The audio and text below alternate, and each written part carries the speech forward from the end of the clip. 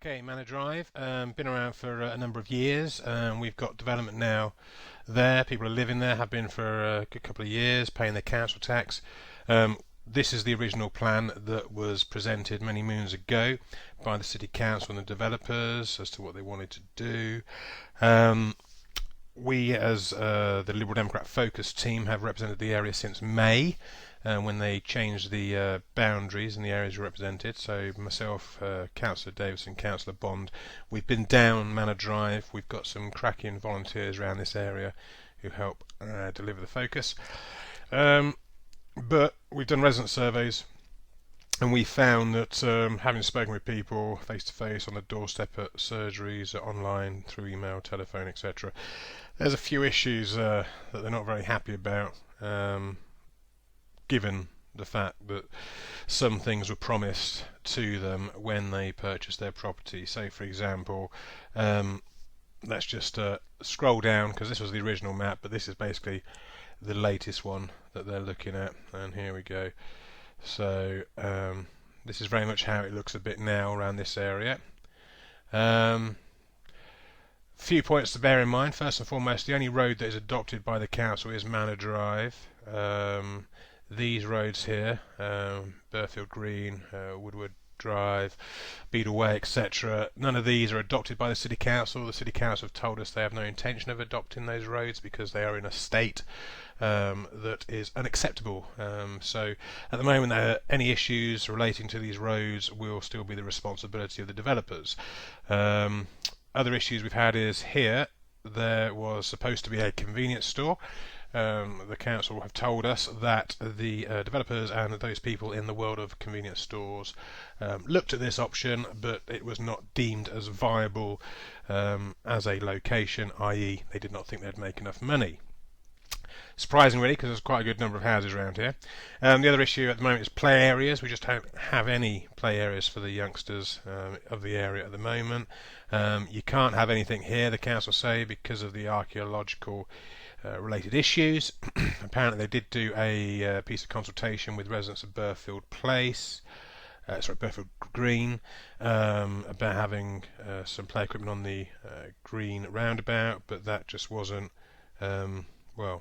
that wasn't deemed popular, so that didn't go about. So now we've got this other development here, which is taking place. You can see housing there,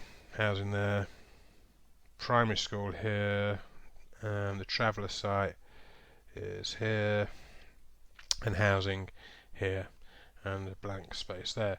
So the plan of action is to have some play area there, which, hopefully will come about. This green area here, that there is, the plan is to have a mugger, multi-use games facility, but that's the traveller site. Been assured that the council have a traveller liaison officer, and that they are being kept informed of all the developments. Hopefully the development will mean that Nord Lane no longer has major problems with fly tipping as we've got at the moment. Primary school there, but the latest plans basically involve this area where the housing is, the affordable housing is at the moment. That's going to be scrapped, and a brand new secondary school is going to be built there because there is a huge shortage of secondary school places in the city. So one of the things we've said from speaking to the officers is, if that is to be the case, can we please make sure that any facilities that are built within the remit of the secondary school are open to members of the community to use outside of school hours. They seem to be warm to that idea. The other thing we're concerned about is the fact that if there's going to be primary school there and secondary school down here, you could see a lot of issues relating to people dropping off their children, etc., in cars. So it could prove to be a real gridlock scenario in the mornings at certain times of the day for the residents who live down here. So we want to know what sort of road safety measures are planned at the moment. It doesn't look as though there is anything. That aside, we've also raised our concerns about the fact that there is no health centre. There are no plans for sort of 20's plenty. irrespective of the schools, making sure this issue here isn't used for speeding. We've had the bus shelters have been installed because that's part of the planning application, but there's no bus service still, so people have to travel across the Paston Parkway to get the number 2 on Gunthorpe Ridings. And again, apparently there'll be no bus service provision until that roundabout's built. So again, from our point of view, it's one of these things whereby even recently the plans have changed, and obviously these people are paying council tax, they're working, they seem to have been told things by the developers, but not all of it's come to fruition, and you do need some amenities. And again, if there's going to be school children here, at lunchtime, etc., or after school, there surely has to be something for them, unless their plan is to stay within the school all the time.